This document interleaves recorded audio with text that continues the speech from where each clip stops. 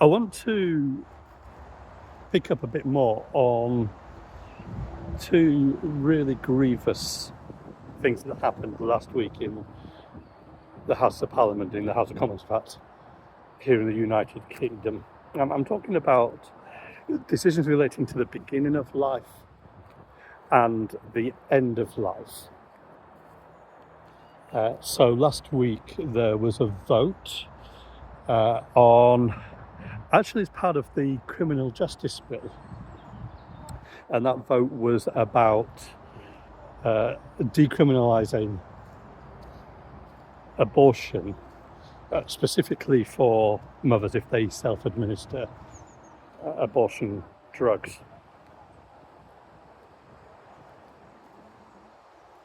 The second one was the private members bill by Kim Leadbeater that will legalise assisted dying in England and Wales. By the way, both of those laws are specific to England and Wales, with Scotland and Northern Ireland having their own decisions on those matters.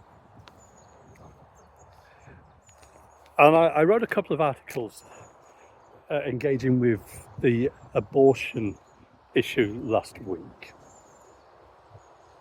but I only gave a very brief sort of response, some headline responses on assisted dying, although I've written quite a bit previously before the vote.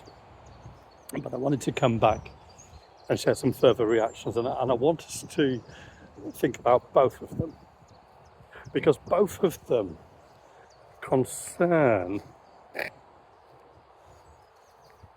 the limits of human power and authority,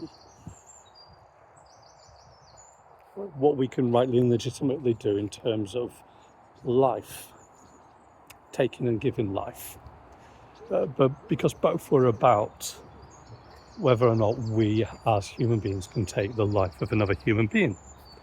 And both of them are about what it means to be human, what it means to be made in God's image, and what it means to have the dignity and value that comes with that. Because when you allow abortion, whether that's abortion limited, as it is by the 1967 Act, to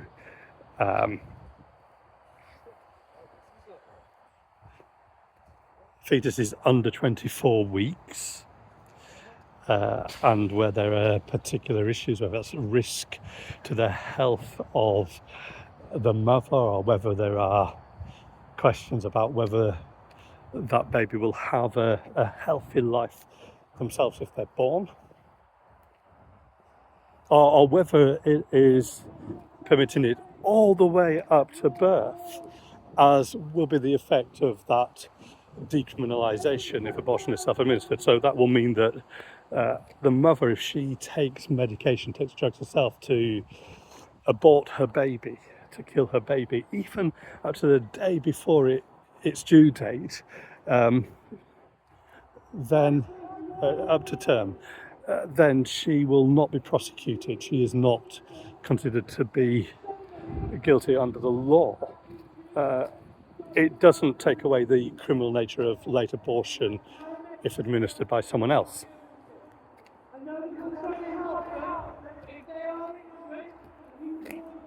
So there's the dignity of life at that end. So I got into one of those long sentences there, didn't I? And then there's the dignity of life at the other end. Does that little baby in the womb have value? Does something change after 24 weeks? Does something change after birth? Or do they have value from conception? Are they made in God's image from conception? And then at the other end of the spectrum,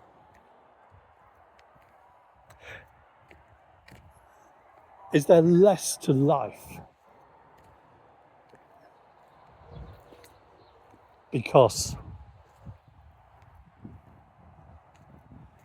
a person is suffering from a terminal illness? Does that diminish life? Does that diminish their value, their worth? I've even seen people talking this week about how much will be saved to the NHS through bringing euthanasia in. Is that what it comes down to? How much that person's death can save our state? How much that can reduce your tax burden by? How much that can reduce the deficit by? How much that can free up to spend on other things? Perhaps a bit more defence expenditure.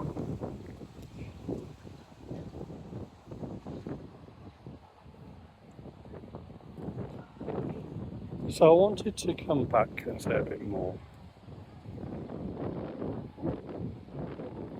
And that's really the first thing that I wanted to say, that these things are closely linked. We can't separate them. But what I wanted to talk about in a bit more detail today was about the process for how our laws are being changed and why that should be a concern. And in fact, it should be a concern to you, whether or not you agree with me on the rights and wrongs here. Even if you are watching and listening in and you think actually abortion should be decriminalised for the mother, whether you're thinking that it should be an absolute right for a woman to choose an abortion, that is about her autonomy over her body. That's something we will perhaps go back to at some point. But even if you think that, and even if you think that enabling euthanasia is a compassionate act of mercy and a good thing, then I hope that you would be concerned about how we go about making those decisions. So let's take the euthanasia debate as a starting point.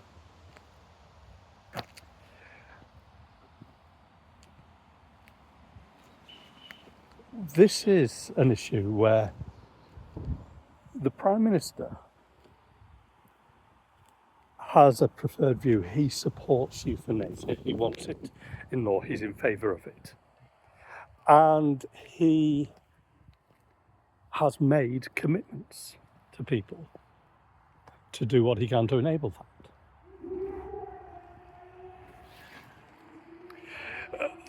But the mechanism for doing it has been a private member's bill. And what that means is a couple of things. First of all, it means that there is a bill going through the House of Commons that hasn't been drafted in the context of the department, so the Department of Health and the Department of Justice, that will have responsibility for implementing and overseeing it. And it lacks that benefit. In fact, the current Health Secretary and the current Justice Secretary are both opposed to this.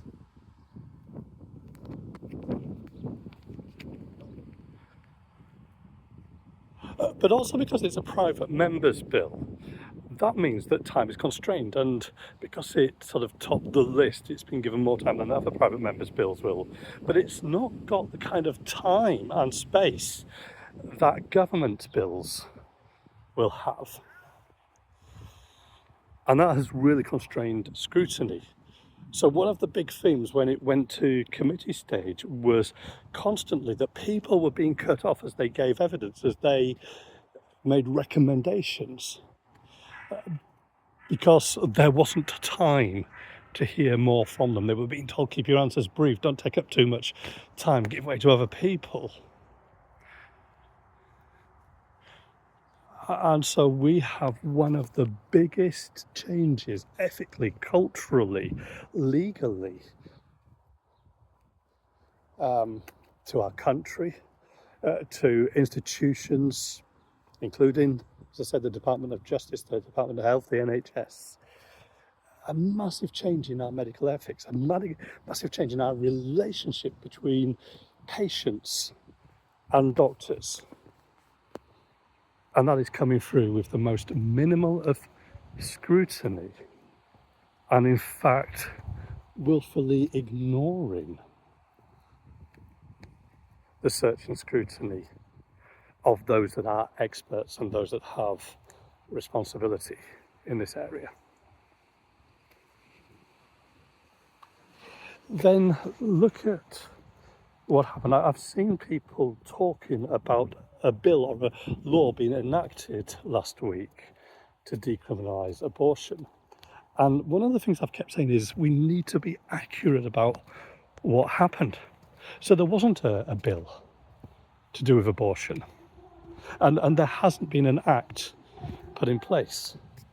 There is currently a bill, a criminal justice bill, going through the House of Commons at the moment. And what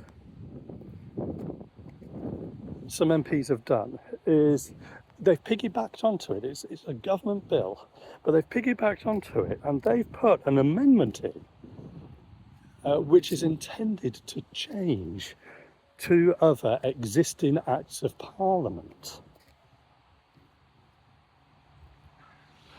But what that does is two things. One, it means that changes are made to other acts without paying attention to the whole of those acts and what they're trying to do and the context and the knock-on effects to them and the knock-on effects to other legislation. So we are told, oh, this won't affect the 1967 Abortion Act, all of the stuff there remains in force, without thinking about, but does it? Might it, even if it's unintentional? But the second thing is it misuses the piece of legislation that's going through the House of Commons at the moment, because this piece of legislation, the bill, is not to do with abortion.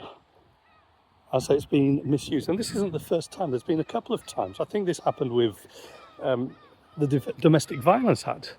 There were MPs that were more concerned about permitting the murder of unborn babies, that they were prepared to hold up and make use of another act, another bill to do with domestic violence. And they were so locked onto that. But again, what it means is that something was passed with minimal attention, minimal scrutiny. There wasn't really any warning up front that this was coming through. There wasn't opportunity for people to represent, to write to their MPs, for people to make their cases. And there wasn't opportunity to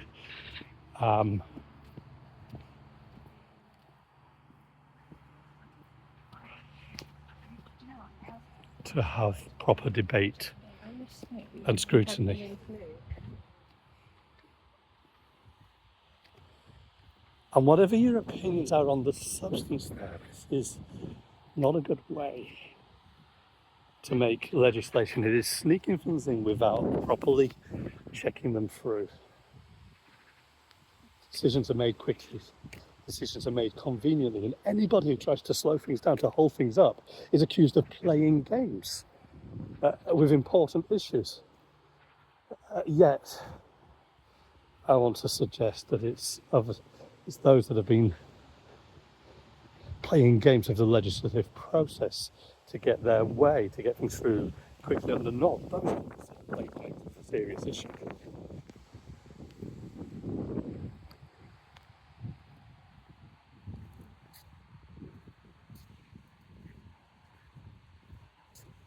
Bad legislative processes will make bad laws, and we've got two really bad, really horrendous laws going through at the moment.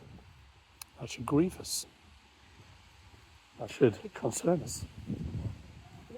Again, one of my concerns here is that this begins to set a precedent. Think of it this way.